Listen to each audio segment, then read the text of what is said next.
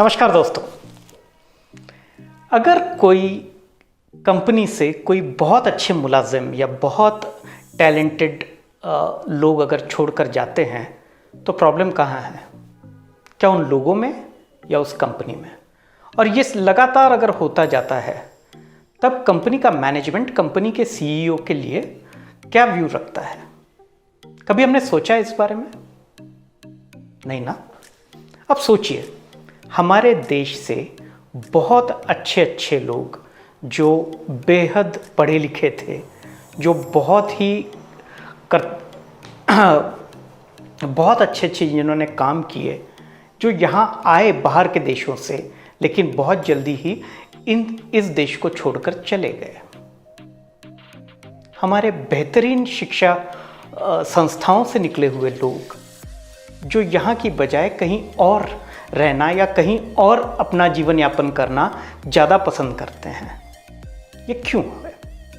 क्या हमने शिक्षा जैसी बुनियादी ज़रूरतों पर कभी ध्यान दिया है या नहीं? हम सिर्फ इस भुलावे में रहेंगे कि जो लोग गए वो उनकी चॉइस थी, वो वहाँ से चले गए।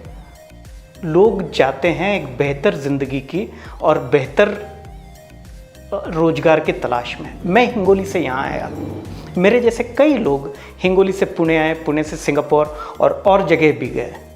इसका एक कारण है कि रोजगार के कोई साधन वहाँ उपलब्ध नहीं थे या उस मात्रा में एक बेहतर ज़िंदगी जो हम लोग चाह रहे थे शायद वो उस समय वहाँ नहीं थी।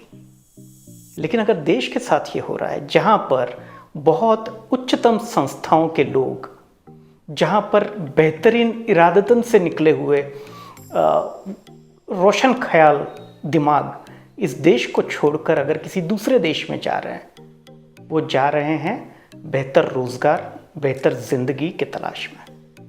कोई ऐसे देश में नहीं आना चाहेगा जहां पर रात दिन लड़ाइयाँ होती हो, दंगे होते हो, या जहां पर रोजगार की निर्मित नहीं होती होगी। और इसका एक सबसे बड़ा कारण है हमारा ये वातावरण। और दूसरा उसका सबसे बड़ा कारण है कि शिक्षा, स्वास्थ्य और बेहद बुनियादी ढांचे पर हम लोगों ने कभी उस तरीके से ध्यान नहीं दिया।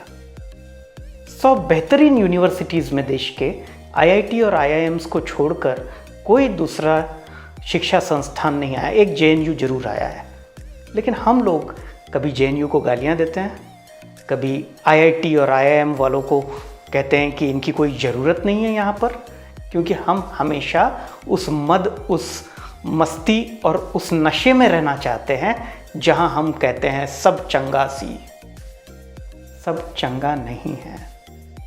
चाहे वो एमएफ हुसैन जैसे बेहतरीन कलाकार हों जिन्होंने उनकी कला से एक पहचान दी है, या कोई बहुत अच्छे खिलाड़ी हो। अब तो मैं ये भी सुन रहा हूँ कि काफ़ी खिलाड़ी भारत को छोड़कर अब दूसरे देशों का रुख कर रहे हैं।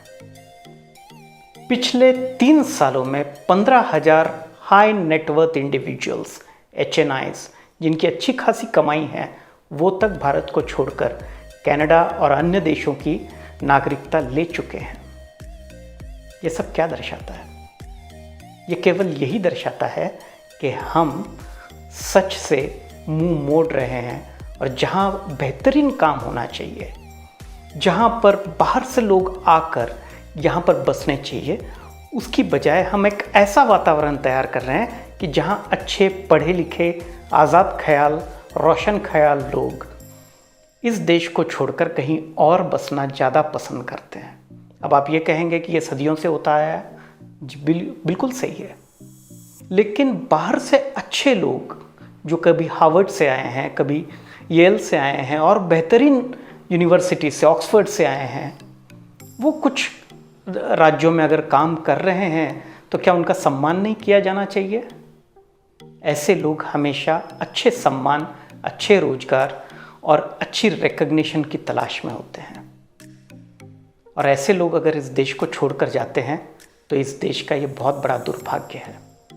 इसीलिए समय है कि हम इस चीज़ को पहचानें, ठीक उसी तरीके से जैसे कोई कंपनी एक सीईओ को सवाल करती है जब बेहतरीन लोग उस संस्थान को छोड़कर चले जाते हैं, उस कंपनी को छोड़कर चले जाते हैं, तो ठीक उसी तरीके से जैसे बोर्ड सवाल करता है CEO से, हम लोग भी सवाल करें।